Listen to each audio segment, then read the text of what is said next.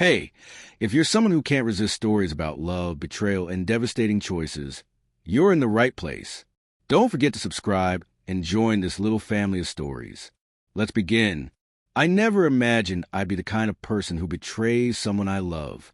I always thought I was stronger, that I'd never cross that line. But when the person you trust most makes you feel disposable, when they look you in the eye and dismiss your fears like you're crazy, something in you fractures. I didn't plan what happened. I didn't even want it. But I did it anyway. And now, it lives inside me like a shadow I can't shake.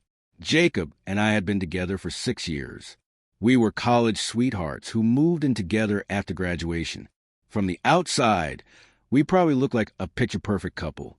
We had our little traditions, weekend brunches, matching mugs, a sweet dog named Miso.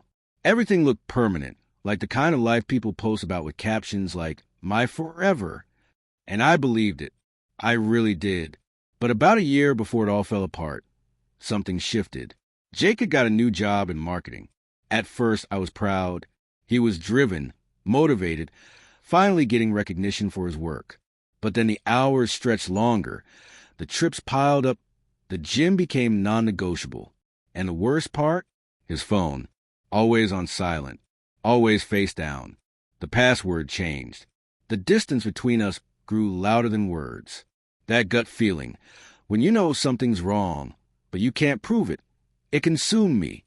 I asked him if there was someone else, if he was still happy, if I had done something wrong. He brushed it all off with the same answers. "You're imagining things. You're paranoid. You need to trust me." I tried to believe him. I convinced myself I was overreacting. I told myself it was stress, routine, anything but betrayal. Until the night I found the earring. It was sitting on the passenger seat of his car. A tiny silver hoop. Not mine. I don't even wear earrings like that. I stared at it for what felt like forever, like maybe it would vanish if I blinked enough. But it didn't. I slipped it into my pocket and said nothing. That night, as I watched Jacob sleep peacefully beside me, something inside me cracked. I wanted to confront him. I wanted to scream and demand answers. But instead, I did something worse. I buried the earring, buried the truth, and let the anger fester. That anger turned into recklessness. And when Noah stepped into my life, I let it happen.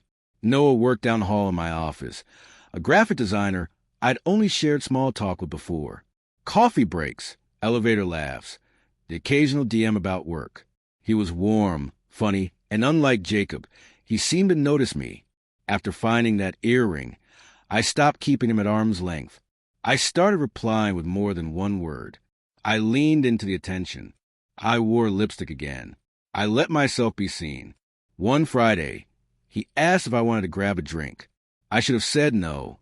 My chest was tight with guilt even as I smiled and said yes. That night spiraled. Drinks turned into laughter. Laughter turned into touching. Touching turned into his apartment. I told myself it was about power, about making Jacob feel what I felt. But in reality, all I did was lose a piece of myself I'll never get back. The next morning, I stare at my reflection in Noah's bathroom mirror. Mascara smeared, hair a mess, a sick weight pressing on my chest. It didn't feel like triumph. It felt like rot. I went home, slid into bed beside Jacob, and stared at the ceiling until daylight. For weeks, I carried the secret like poison, and then it all came crashing down. One evening, Jacob came home earlier than usual. His face was unreadable. He poured himself a drink, which he only did when something was really wrong. Without a word, he handed me his phone. On the screen was a message from Noah. "Hey, just checking in. I know things were intense, but I can't stop thinking about you." My stomach dropped. My mouth went dry. My hands shook. Jacob didn't yell. He didn't throw things. He just looked at me and asked, "How long?" I tried to explain, to call a mistake, to say it meant nothing. I even told him it was revenge. The worst excuse of all. He shook his head, stood up, and walked out. No screaming. No fight. Just silence. I thought maybe, just maybe, telling the truth would give me relief. But it didn't. It buried me. And then came the cruelest twist of all. Jacob hadn't been cheating. That earring I found, it belonged to his boss's wife. She borrowed his car after a work event because hers had broken down. Weeks later, I saw a group photo online. There she was, wearing the same silver hoops. My world collapsed all over again. He hadn't lied to me, but by the time the truth revealed itself, I had already destroyed everything. I had burned our relationship to ashes over a suspicion, over a shadow in the corner of my mind. It's been nearly a year. Jacob is gone. He moved out, cut off all contact, changed his number. I don't blame him. I wouldn't forgive me either. Noah still tries to reach out sometimes. I never respond. People say revenge feels powerful, that it gives you closure. But it doesn't. It's hollow, empty. I thought I was punishing Jacob, but in the end, I punished myself. I gave up the love of my life for a fleeting moment of control. And now, I live with that choice every single day. Every day.